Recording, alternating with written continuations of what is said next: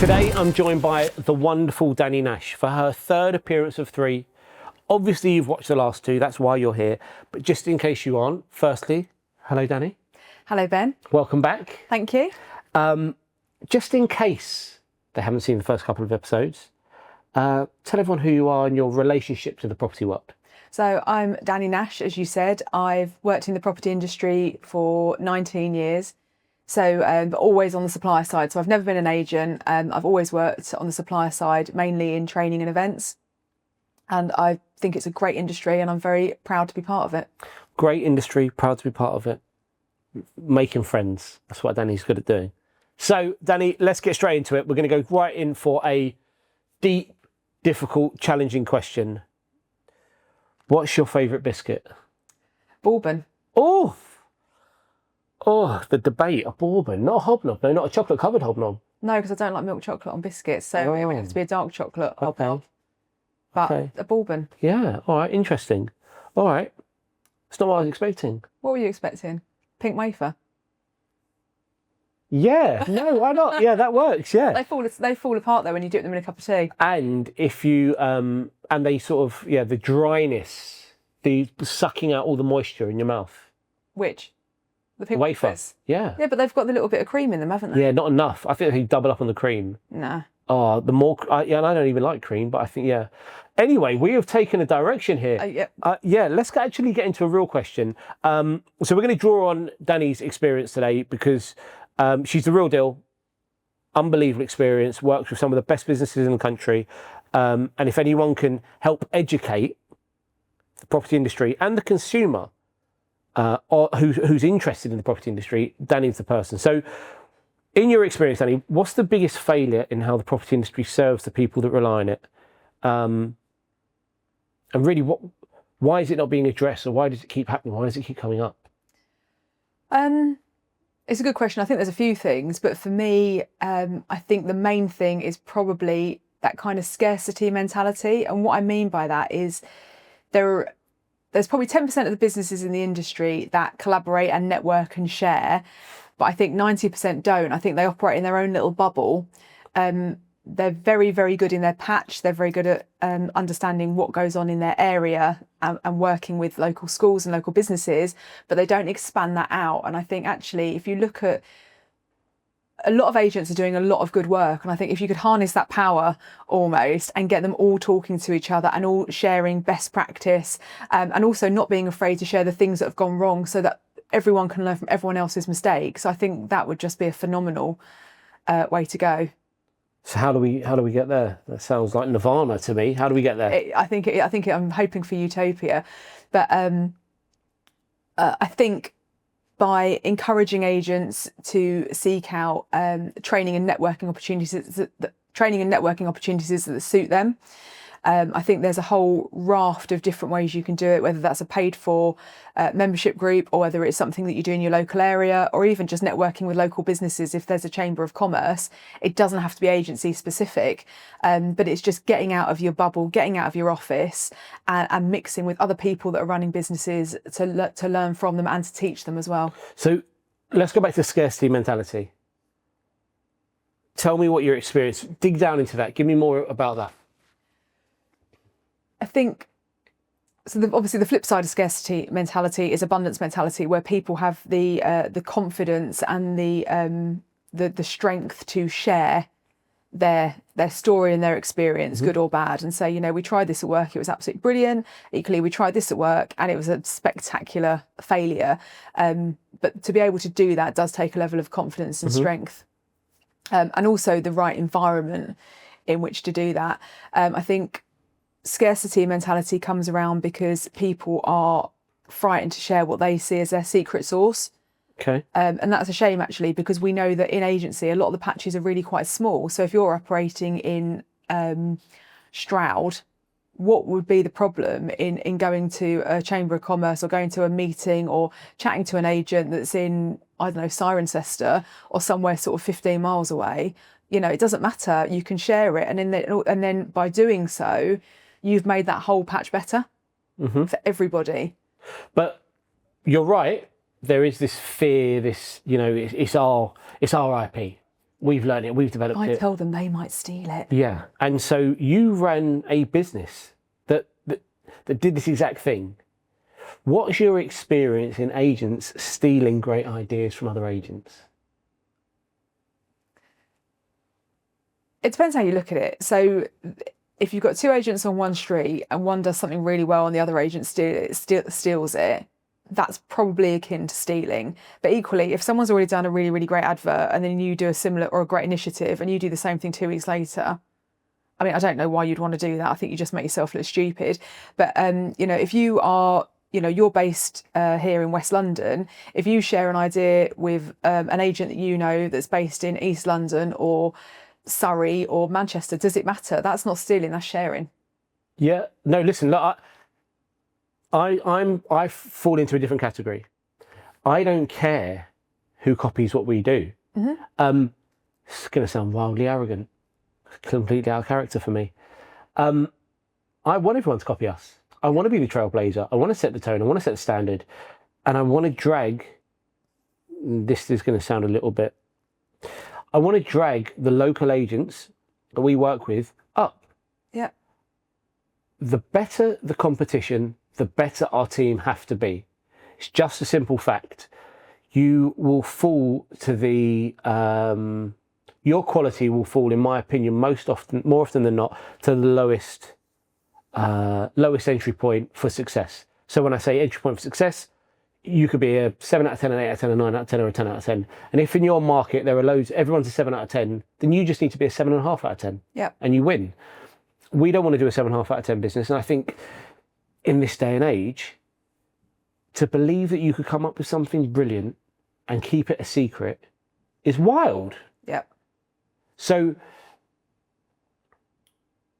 let's maneuver, because we're going to get really, really niche about the property market and specific agents, but let's be a bit more generalised. The future of copying, replicating, ripping off, I guess it's going to speed up, right, with AI. Mm-hmm. So is it time for this scarcity mentality? Has it just got to go because the world's going to change, AI is going to change everything? It's time to move to an abundance mentality and take it on head on? Or, you know, how do you see the future? For a start, I think you're sort of arguing against yourself, because I think if you've got scarcity mentality, I would argue that you're going to you are limited in your imagination, and therefore I would argue that you're not necessarily going to embrace everything that AI has got to offer. Which means that actually in time you may rule yourself out of the game anyway. You know, if you are an agent that is forward thinking, that is happy to share ideas, that's happy to kind of look both in the industry and outside the industry at what other service industries are doing really well and how we can bring that in here for the good of the consumer, you're going to embrace AI. And I think what we need to be really clear about is with it, you know, it's vast. It will do things that I'm interested in it, and so are you. And it does things that I've got no idea what it does. But it's a bit like swimming the channel, isn't it? You don't decide you want to swim the channel when you can't swim. You're going to go to the local swimming pool first. And I think that's the thing, isn't it? You do it in stages. Mm-hmm. So actually, just get it to write an email for you. If you've got no idea what ChatGPT does, or Gemini or any of the others, you know, just get it to write you an email, and then just start asking it questions and interrogate it and then you will get better and better and better at it, and it will get better and better and better at the same time. So I think if you're frightened of it, dip your toe in the water. But I think also it will create, I don't know, but is there an argument to say it will create jobs? You know, this is the third industrial revolution. We've already had two. So we're in the middle of the third one. And for every job that is lost, there's another job. You know, 50, is there though? Is there? I mean, I don't know. And there are cleverer people than me that can answer this question much better and probably much more succinctly. But I would think so. I don't necessarily think it'd be one out, one in, mm-hmm. but there will be jobs created by AI. And so let's have a nice detailed-ish conversation about AI. So I was recently on a panel at a conference, and the subject matter was AI, which is funny because I'm interested in AI, but I'm by no means an expert. And a friend of mine who has been in agency as long as I have, maybe a couple of years longer, as I'm having lunch with them before we go on the panel, And I said, it's funny that I'm on this panel, really. I wouldn't regard myself as an expert. As it happens, I'm probably in the top 5% of AI users, because roughly 7% of people are confident using AI. The other 93% have barely touched it. So I fall into that category. The point she made was that there's no such thing as an AI expert. Right now, we're so early in the journey. And so I thought that was a really poignant point to make, that nobody's an expert. Currently, AI is the worst it's ever going to be, which sounds like a silly thing to say. It seems obvious, but when you hear it in that context, you sort of start to think differently. I heard somebody else say a brilliant line, that currently AI is the equivalent to what dial-up internet was. Okay. So we're at that stage, and look where the internet is now, and what you can do with the internet, and the speed and the infrastructure. And so imagine where AI will be in 20 years, which is really, really exciting. My overriding point on the AI panel was, and you'll appreciate this, I hope, this reference, was Dad's Army. Yep. Don't panic, Mr. Mannering. Yep. And that was my overriding point, that what will be, will be. It will come, it will find you, it will help you when it needs to help you. But there's a lot of fear, a lot of panic around what's coming. And I don't think the panic serves anyone. So let's back to some of the points you made a minute ago. So AI will replace some roles, but create opportunities. How do you see that specifically in the world of property? I think it gives agents a chance to be absolutely consistent in their communication. And I think it will enable them. Yeah, estate agency is a people business. There is stuff that can be automated, absolutely. And I think, and that there are initiatives going on at the moment about how we speed up the transaction. So at the moment, it can take 6 months, which is ridiculous. It takes longer now than it did 20 years ago, with all the advances and all the tech that we've got. So I think it will help speed up the property transaction. I think it will give a level of consistency, and I think it will free your most expensive asset, which is your people, up to do the stuff that they need to do, because people still want to deal with people, especially when it comes to buying or selling the biggest asset they're ever going to have in their lives, which is their property. I still believe that people want to deal with people, and they want that human interaction. Do you think so? If we went back 20 years, do you remember walking with your mum down the high road to book your summer holiday? Yeah. And you'd go into the travel agent, be Thomas Cook or whatever it would be. Was it Thomas Cook back then? I think it was. Yeah. And people, I think back then we would have said, booking holiday is a people business. You want to do it face to face with people. In 20 years, is estate agency going to move in the same direction? Do we need to be on the high street? Do we need face to face? Does the consumer currently, culturally, it's acceptable that, or it's regarded as a need to speak to a person? Is that going to change? I think if you want to carry on with the travel analogy, it may open up, because essentially the way we all used to book holidays, you go to Thomas Cook and you get a brochure, and that was essentially a big advertising brochure for all the Thomas Cook holidays. So if you wanted to look at different places, you have to go into every travel agent. And I think maybe that is where it will make things, I think it will make some of the things easier. So actually, could it open up when it comes to things like valuations or different parts of the sales process? But I don't know. I could be wrong, but I do think there will be parts of the process that will still need to be human, or that people will want to be human. Yeah, no, I mean, look, I'm not saying either way. I feel like the next 20 years is going to be very exciting. I think the next 5 years is going to be really exciting, actually. My view is that some people are going to lose their jobs. Yeah. And there's this line that's sort of doing the circuit in the property industry, and it's, you're not going to lose your job to AI. You're going to lose it to an agent that uses AI. So, great agents supposedly would embrace AI, and they will fly past sort of mediocre agents. I think it's an undersell though, because I think actually some people are just going to lose their job to AI. The very obvious. So you mentioned a moment ago, just try using ChatGPT to write an email for you. Yeah. Which just to be clear, what an efficiency this is, having something write emails on your behalf, in your tone, in your language. It's not a simple case of write this email for me. They need to learn, and so the way I've trained my AI is I uploaded 12 months of my written content from one platform where I post content regularly to, so it understands my tonality and my language and my use of language, and so it can respond to my emails. Now, not 100%. I would imagine it's probably about 80% of the way there. Really, really helpful. Really super efficient. If you think about the administrative side of a state agency, do we need people? Are we going to need people in a few years when AI is developed enough to handle these processes? Probably not, because I think that is the stuff that can be automated. But I think also the other thing that we need to look at is if you think, I think we talked in the last episode about digital natives and the generations that are coming through now. So Gen Z, who are already in the workplace, and Generation Alpha, which will be following them in the next sort of 6 or 7 years into the workplace. We are, with an ageing population, you know, people that, my mum's 68.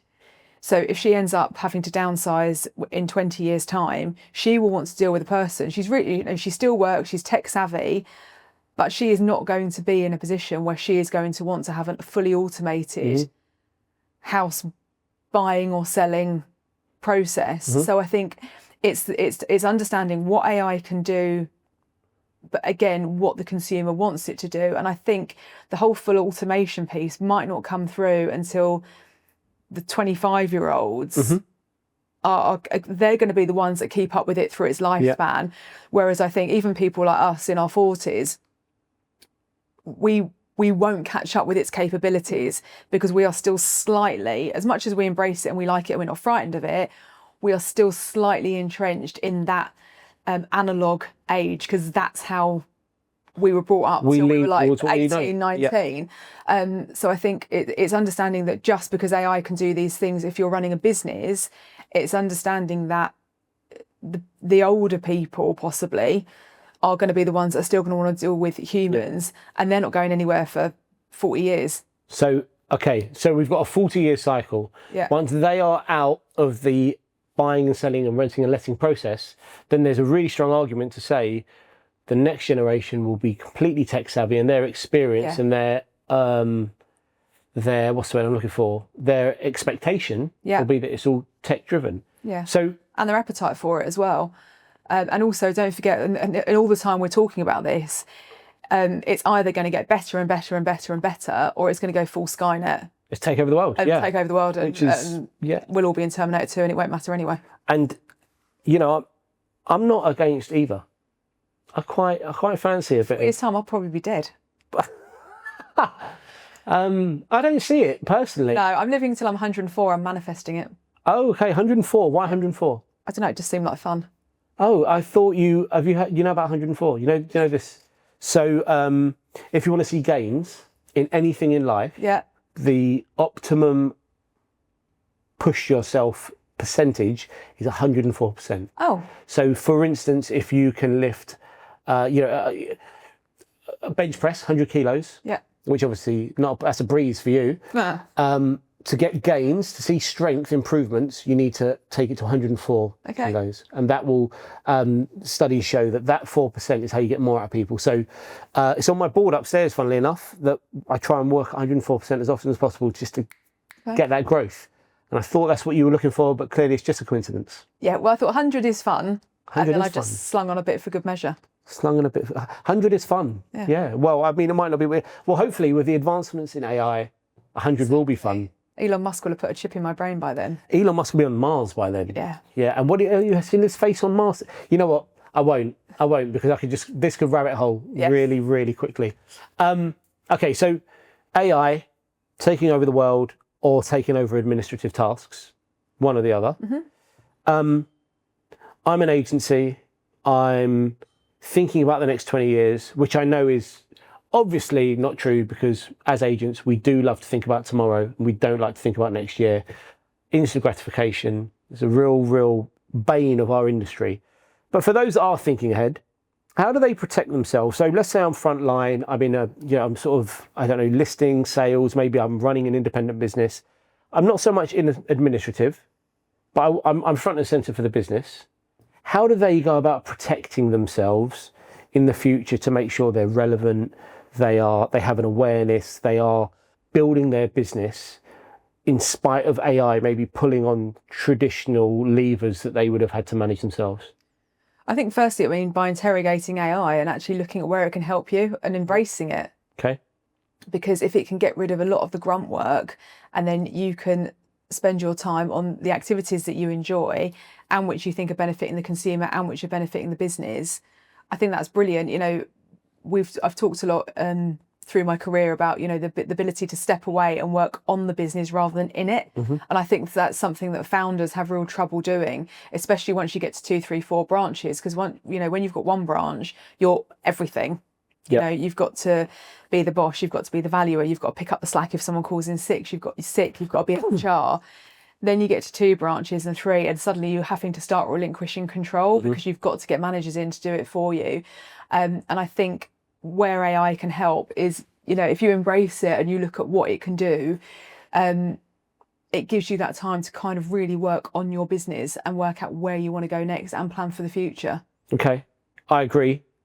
Yes, there's going to be so much opportunity for efficiencies that mean you can achieve more, you can do more, you can be more productive in the high value, high ticket areas. What about the fact that we're seeing they're starting to enter the industry now? So lots of banks have embraced AI as their call handling service. Yeah. And actually, I will speak positively about my experience in calling my bank and dealing with an AI that understands what I'm saying and I completely understand what they're saying. Yeah. You know, you have an outsourced call center and sometimes it is difficult, very strong accents, difficult to, I speak like a proper Londoner. I imagine at times they struggle to understand me. AI gets it clean, really nice processes, gets me through to the place I want to be. That's coming into a state agency. So we're already seeing inbound call management handled by AI, and it's working pretty well. I think we're probably at 2nd generation. By the time we get to 3rd, 4th generation, it's going to be amazing. And we're also seeing outbound now. A couple of services have gone live in the last couple of months. And again, I'm not sure, 2nd generation, maybe their 1st generation, they're not quite, in my opinion, they're not exactly where they need to be to provide the consumer with a perfect experience, but they get in there. Yeah.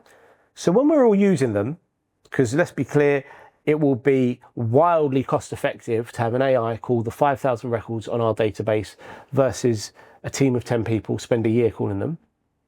We're all going to sound a little bit the same. We're all going to handle people a little bit the same. We're all going to be brilliant at prospecting our database, which if you're a consumer watching this, it's an in-joke.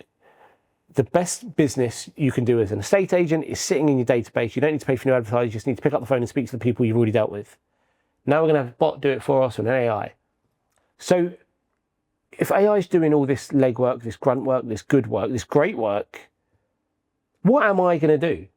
How am I going to help my business stand out and not just be the same as, you know, the guys next door to us who are doing the exact same thing? How do I do that? That's the beauty of it, though. You'll have time to figure it out, won't you? Well, come on, figure it out for me. Tell me what I've got to do. You know, I need it on a plate. Well, a lot of the successful agents that we do see have great links with their local community, and they're almost like a community hub. And I think they could spend far more time doing that, you know, building links with local schools that, you know, a lot of them act as, and again, this goes to what we talked about in a previous episode about the reputation that agents have with the consumer is grossly unfair, because you think a lot of them act as collection points for winter coat collections or food bank hubs.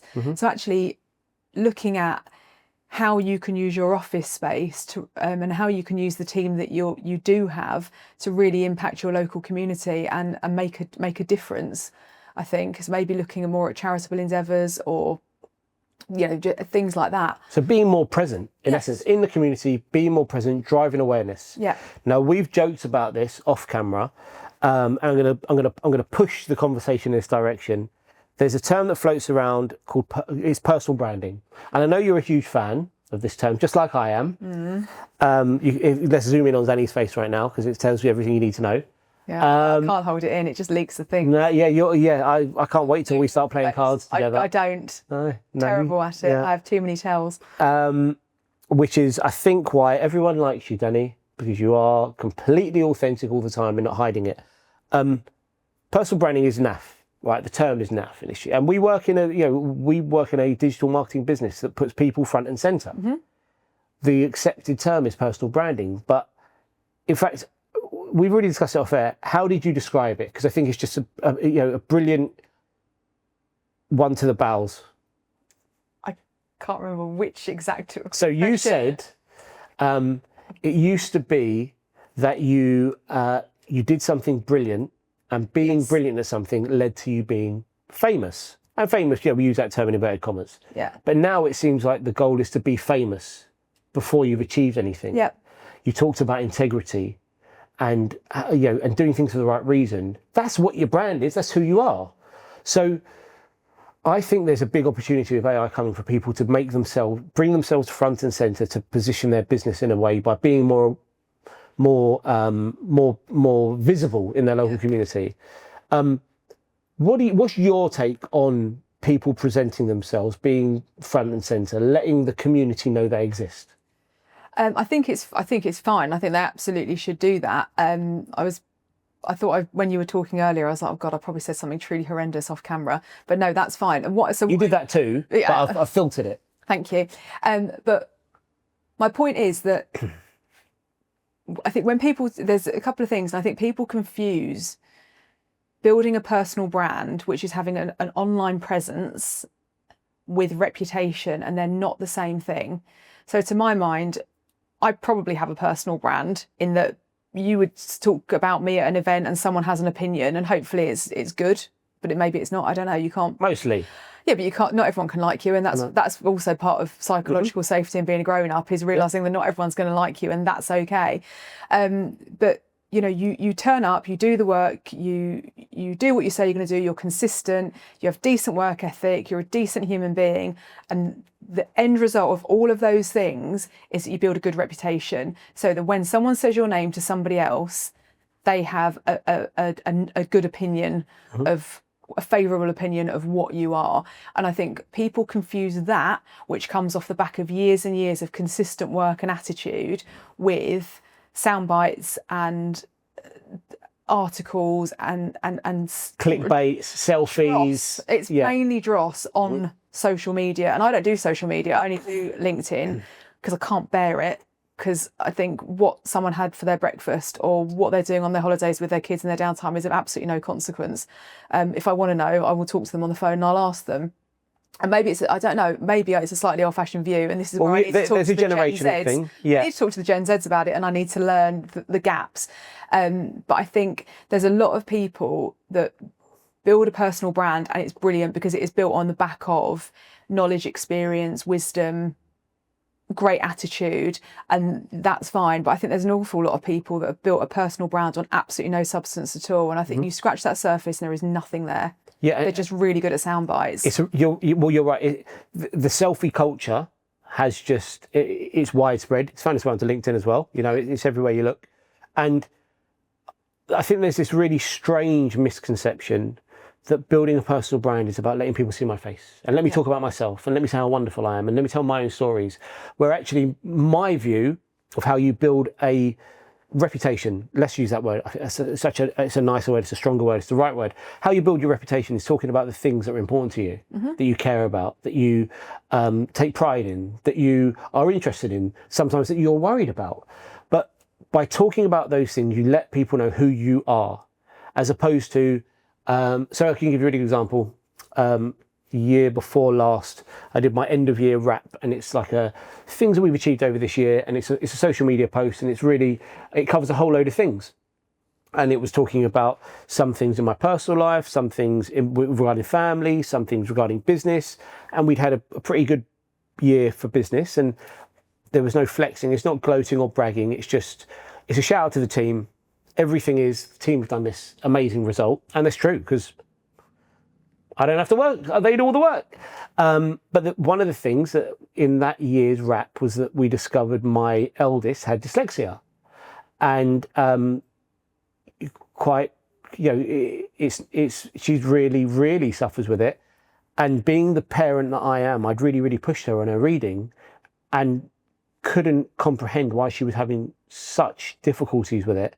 And so looking back on that, maybe a little bit upset because I've been a bit of an arsehole. Yeah. But I'm a tough parent, but it doesn't mean, it is what it is. That's my style. Not abusive, just firm, want to help her get the best out of her life. And so, yeah, I was, I didn't say I was upset in the post. And loads of people saw it. And you know the thing that everyone spoke to me about? My, at the time, 7-year-old daughter's dyslexia. Do you need help with it? My kids have got it. Can I? Yeah. And that for me is just such a great, I probably talked about 9 or 10 things on that post. And the only thing that got feedback was from, in essence, friends in the industry or professional contacts. Kids dyslexia, because it's personal, it's emotive, it's real. It's probably a little bit of vulnerability. Yeah. People want to talk to that and they want to help. And so that sort of indicates that actually estate agents aren't all arseholes like everyone thinks. Yeah. Because they're all offering help. But I think, back to my original question really, is that there's just huge opportunity right now, or there'll be more time to do this stuff. You talked about being more present in the community. Well, now, don't just be present, but communicate being more present in the community. Yeah. Make their causes your causes. And I think that there's a huge opportunity coming down the line because of these efficiencies. Would you agree? Yeah, I do agree. And there's a further point I wanted to make about the personal branding piece as well, is that there's a couple of things to unpick there, because actually if you are a self-employed agent, it's not a blanket rule. So if you're a self-employed agent, there is an absolute argument to say you need personal branding, because you need people to see your face because they are buying from Ben Madden. They're not buying from your brand. If you are building a slightly more traditional independent agency, like bricks and mortar type thing, where you have an exit plan, you have to decide whether or not you are running a lifestyle business or you're running a business for growth. If it's a lifestyle business, it's a bit like being self-employed. It's dependent on you. It's dependent on your face. So again, therefore, you need that personal brand because they are buying essentially from you, even though you're in an office. If you're building a brand where ultimately you want to step away, I would argue that you don't really need as much personal branding because you need the business to run without you. So if the business, whether it's, if you've got 5 or 6 branch businesses and people want to deal only with the owner, that's impossible. You're absolutely setting yourself up to fail. So you need to be looking at the brand, you need to be helping your team build their reputation through that integrity and that consistency of service. Yeah. Look, I think it's about a blend, actually. Because I would say there's no right or wrong. There's loads of wrong answers. Anyone says there's no wrong answers, it's just, there's loads of wrong answers. There's loads of mistakes out there. But if you're a self-employed agent, there's still a way to handle this personal brand piece, this reputation management piece, because that's all it is. And it's so if I could give some advice, actually, think about who you want to talk to, who's your audience that you actually want to talk to. Not this is important to me and that's all there is to it. It's important to me, how does it relate to the people that I'm going to try and serve? The algorithms work in such an amazing way that if I talk to the Chiswick community where we're based right now about something that's really important to me, let's say my 3 content pillars are, I'm an estate agent in Chiswick, I support Queen's Park Rangers. I can't believe I said that on a podcast. I'm a House of Birmingham City fans, so. Oof, yeah, all right, okay, so yeah, well, 1-0. And I've got 3 daughters. Let's say they're my 3 content pillars, and I talk about those 3 relentlessly. I can guarantee you that a local homeowner who supports Queen's Park Rangers, who also has young daughters, is going to find my content. Yeah. Because they're interested in it. And so because they're interested in it, they're interested in me. Because they're interested in me, I'm 1-0 up when I walk in the door to have that conversation. And so my advice would be, whether you're a self-employed agent or you're an independent and you're trying to build a business for exit at some point, it's about finding that blend. I think in this country, we do like a brand still. Yeah. We're still in that zone. So you could talk about the brand, you could talk about the business, you could talk about people in the business.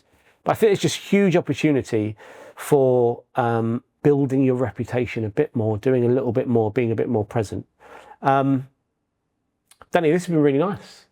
Really nice. It's been fun. Has been fun. We've talked about bourbons. Yeah. That's the biscuit of choice. That's blown my mind. Yeah. I mean, I don't dislike a bourbon, but yeah, good for you. Yeah. And the beauty of all of it is it's all just opinions, so people can agree or not. Oh, that is how it's all just opinions. You agree or not. We don't really care. Right? 100%. We've reached that. We've completed it, mate. Yeah. Thank you for coming on. Genuinely, pleasure. Brilliant 3 episodes. Guys, we will see you next week.